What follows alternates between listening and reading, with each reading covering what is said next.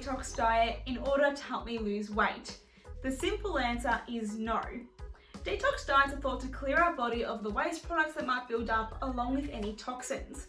They claim to have a lot of health benefits, like helping with weight loss and improving the health of your digestive system. They come in a range of different ways to do it. There's detox teas, homemade smoothies, or even a set of juices that you can buy from the shops.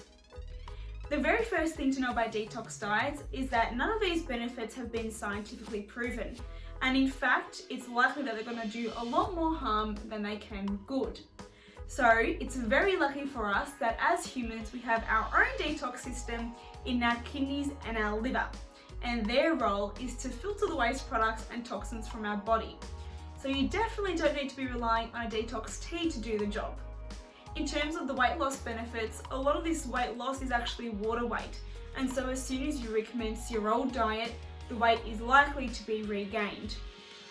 So if you are looking at losing weight, what I suggest is that you get in touch with one of our accredited practicing dietitians, and you can also go watch my video, What's the Best Diet for Weight Loss?